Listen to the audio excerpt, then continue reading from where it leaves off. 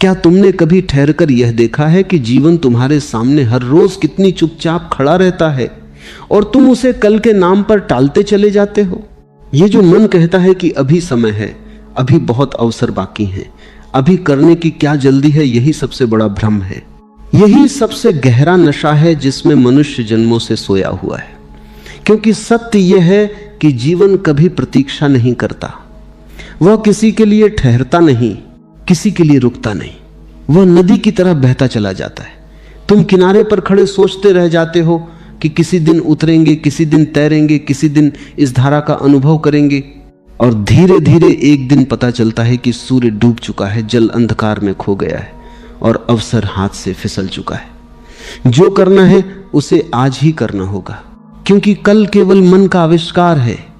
अस्तित्व ने कभी कल बनाया ही नहीं। अस्तित्व के पास केवल यह क्षण है, यह सांस, यह धड़कन, यह जीवित पल। जो इसे पहचान लेता है वह जीवन के रहस्य को छू लेता है। जो इसे खो देता है वह सब कुछ खो देता है। मन बड़ा चतुर है, वह तुम्हें हमेशा एक मधुर धोखा देता है।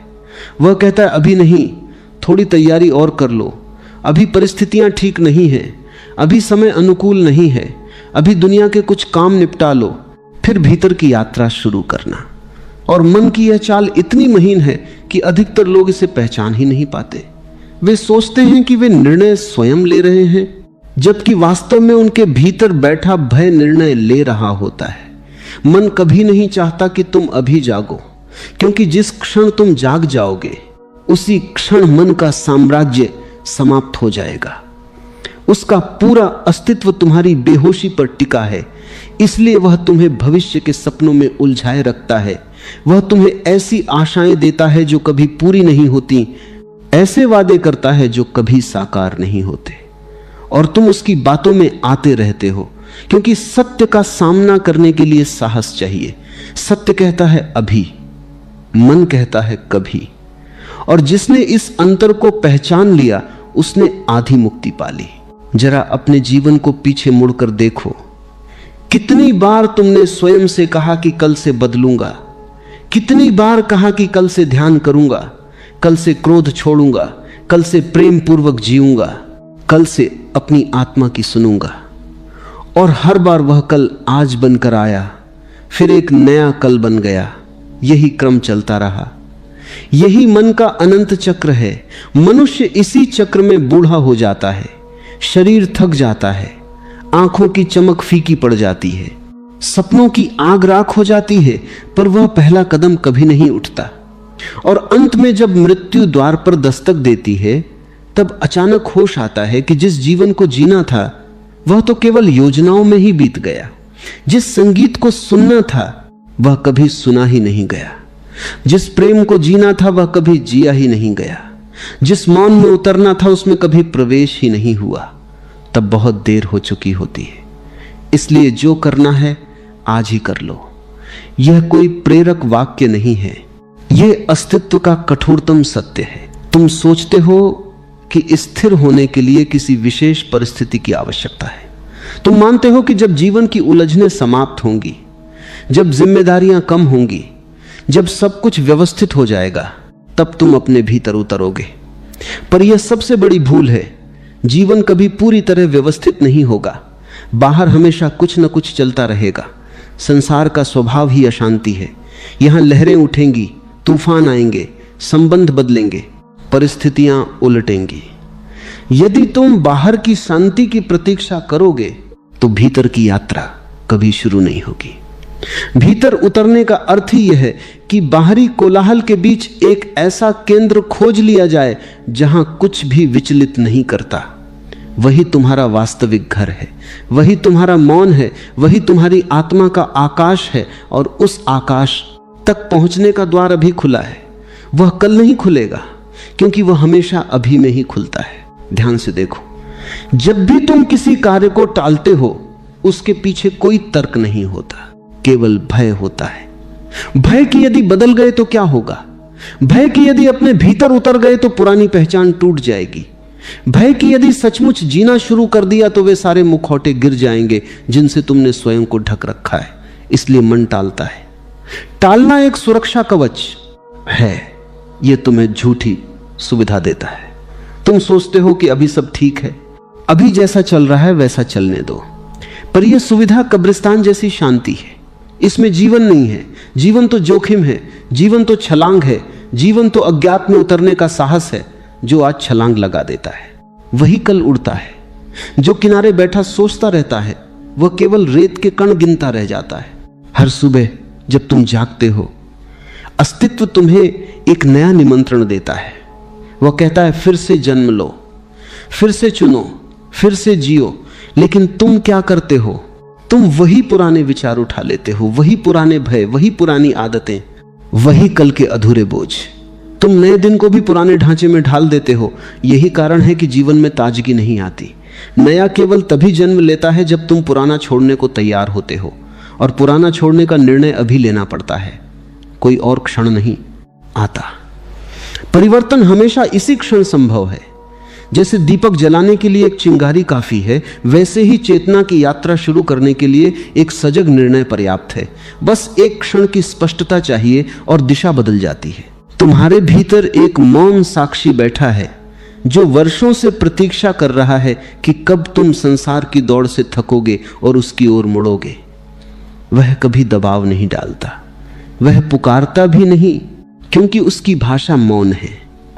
वह केवल उपस्थित रहता है जब तुम अत्यधिक शोर से थक जाते हो, जब उपलब्धियों का स्वाद फीका पड़ जाता है, जब संबंधों की उलझनें तुम्हें भीतर तक थका देती हैं, तब अचानक उसकी उपस्थिति का आभास होता है। वह कहता नहीं, पर उसका मौन तुम्हें छूता है। और यदि उस क्षण तुमने सुन लिया तो समझो यात्रा शुरू हो गई। लेकिन यदि उस क्षण भी तुमने कहा कि बाद में देखेंगे, अभी नहीं, तो फिर वही चक्र दोहराया जाएगा। इसलिए जब भीतर से पुकार उठे उसे टालो मत। वह तुम्हारे अस्तित्व की सबसे प्रामाणिक आवाज है।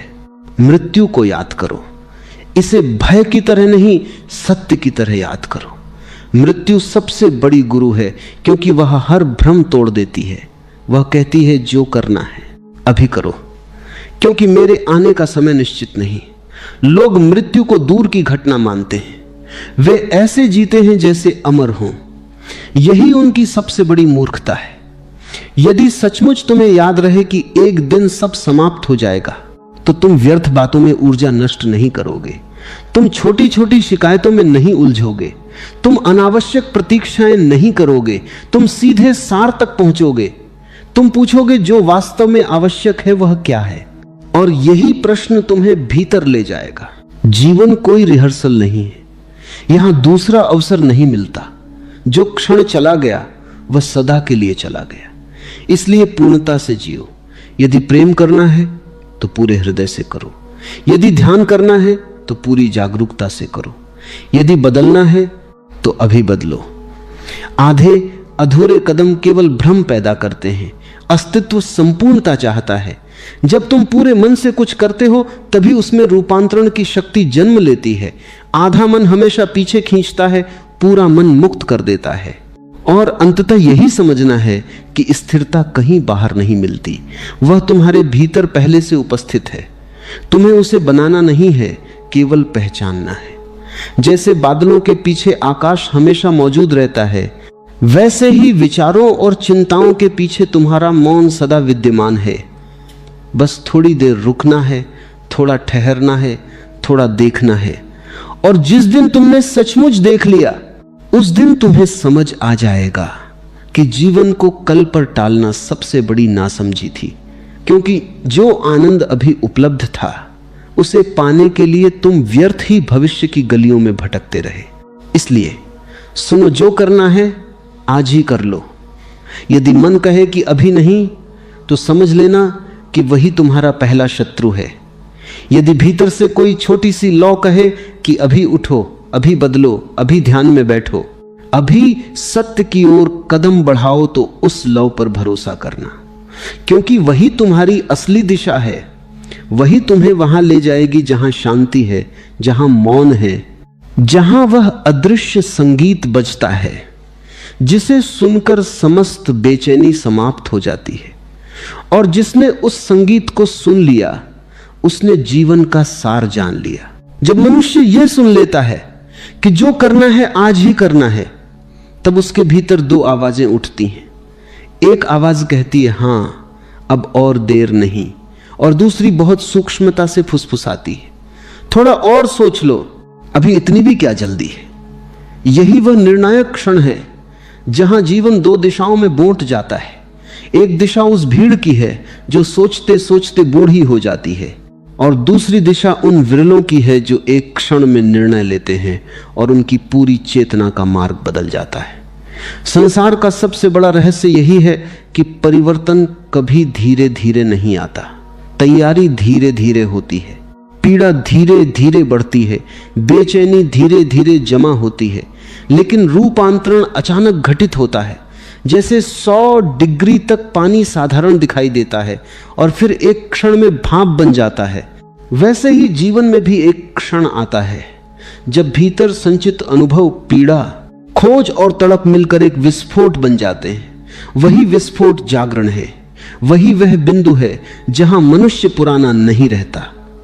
पर उस क्षण को पहचानने के लिए सजगता चाहिए, और सजगता केवल उन्हीं को उपलब्ध होती है जो अभी को पकड़ना जानते हैं। तुम्हारे भीतर जो अस्थिरता है, जो बेचैनी है, जो हर उपलब्धि के बाद भी अधूरापन बना रहता है, उसे तुमने अक्सर दुर्भाग्य समझा होगा। तुमने सोचा होगा कि शायद जीवन ने तुम्हारे साथ न्याय नहीं किया, शायद तुम्हें वह नहीं मिला जिसके तुम अधिकारी थे, शायद परिस्थितियां अनुकूल होती तो तुम संतुष्ट होते। लेकिन गहराई से देखो तो यह बेचैनी तुम्हारा दुर्भाग्य नहीं है, यह तुम्हारी सबसे बड़ी संभावना है। यह संकेत है कि तुम्हारा अस्तित्व तुम्हें पुकार रहा है। जो पूरी तरह संसार में डूब चुके हैं, जो बाहरी वस्तुओं में ही अपना सब कुछ खोज चुके हैं, उनके भीतर यह बेचैनी भी नहीं बचती। वे सो चुके हैं, उनका प्रश्न ही समाप्त हो चुका है।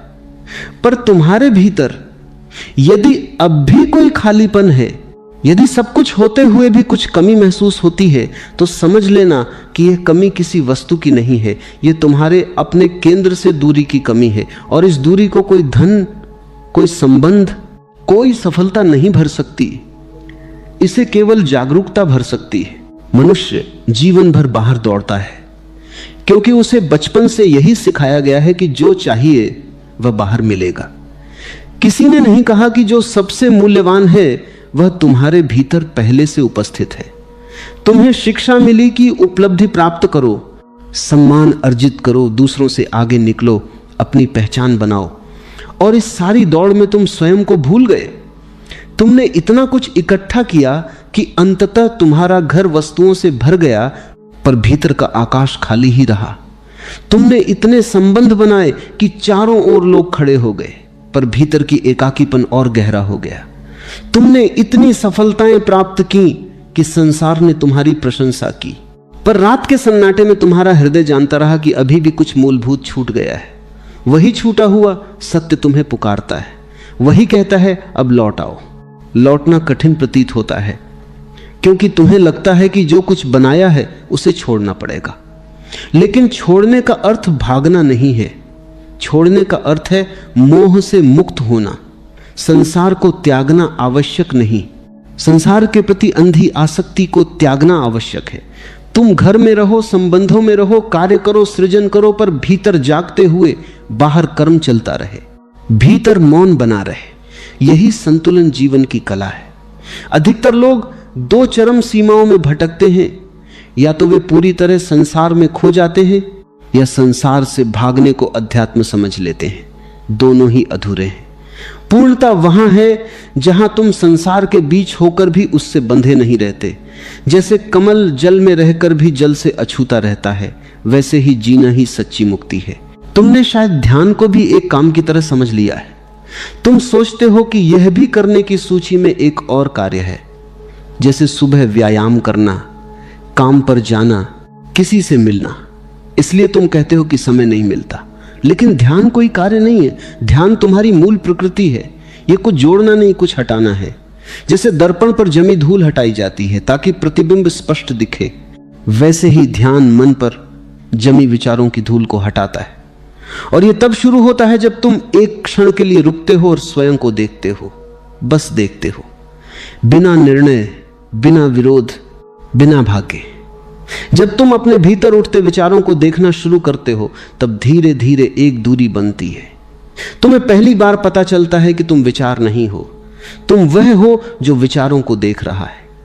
यही जागरण का प्रथम स्पर्श है। यही कारण है कि अभी का क्षण इतना मूल्यवान है, क्योंकि केवल अभी में ही देखा जा सकता है। अतीत स्मृति है, भविष्य कल्पना है। देखने की क्षमता केवल वर्तमान में संभव है। जब तुम सचमुच इस क्षण में होते हो, तब अचानक एक अद्भुत शांति उतरती है। कोई विशेष कारण नहीं होता, फिर भी भीतर हल्कापन होता है, जैसे कोई बोझ उतर गया हो। क्योंकि बोझ हमेशा समय का होता है, या तो अतीत का पछतावा या भविष्य की चिंता। वर्तमान में कोई बोझ नहीं। वर्तमान शुद्ध है, निर्मल है, भारहीन है। जो इसमें जीना सीख लेता है वही स्वतंत्र होता है। लेकिन वर्तमान में जीना सुनने में जितना सरल लगता है उतना है नहीं, क्योंकि मन का पूरा ढांचा ही समय पर आधारित है। मन स्मृतियों का संग्रह है और कल्पनाओं का विस्तार। यदि वर्तमान में पूरी तरह उतर जाओ तो मन टिक नहीं सकता। इसलिए वह हर संभव प्रयास करता है कि तुम्हें कहीं ना कहीं भटकाए रखे। कभी वह बीते हुए अपमान याद दिलाता है, कभी आने वाले संकटों की चिंता जगाता है। उसका पूरा खेल यही है कि तुम यहां न रहो, क्योंकि यहां रहोगे तो तुम उससे परे चले जाओगे, और मन अपनी मृत्यु से डरता है। इसलिए जब भी तुम वर्तमान में आने का प्रयास करते हो, बेचैनी बढ़ जाती है, विचारों का शोर तेज हो जाता है। यही वो क्षण है जब अधिकतर लोग हार मान लेते हैं। वे सोचते हैं कि ध्यान उनके लिए नहीं है, जबकि सच यह है कि वे पहली बार मन की चालों को देख रहे होते हैं। यदि वे थोड़ी देर और टिक जाएं, यदि थोड़ी और धैर्य रख ले, तो यह तूफान अपने आप शांत हो जाएगा। धैर्य जागरण की सबसे बड़ी कुंजी है। आधुनिक मनुष्य तुरंत परिणाम चाहता है। वह चाहता है कि आज ध्यान करे और कल शांत हो जाए, आज भीतर झांके और कल आनंदित हो जाए। पर अस्तित्व की अपनी गति है। बीज को वृक्ष बनने में समय लगता है। तुम बीज को खींचकर बड़ा नहीं कर सकते। तुम केवल उचित भूमि, उचित जल, उचित धूप दे सकते हो, फिर प्रतीक्षा करनी होती है। वैसे ही चेतना का विकास भी है। तुम केवल सजगता के बीज बो सकते हो, उन्हें प्रेम से सींच सकते हो, फिर धीरे धीरे एक दिन भीतर अंकुर फूटेगा। और जब वो फूटेगा तब तुम्हें लगेगा जैसे ये अचानक हुआ, लेकिन वास्तव में उसके पीछे लंबी तैयारी रही होगी। जीवन की सबसे सुंदर बात यह है कि वह किसी पर अन्याय नहीं करता। जो भी सचमुच खोजता है उसे मिलता है। समस्या केवल इतनी है कि अधिकतर लोग खोजते ही नहीं, वे केवल इच्छा करते हैं। इच्छा और खोज में बहुत अंतर है। इच्छा में आलस्य छिपा होता है, खोज में संपूर्ण समर्पण होता है।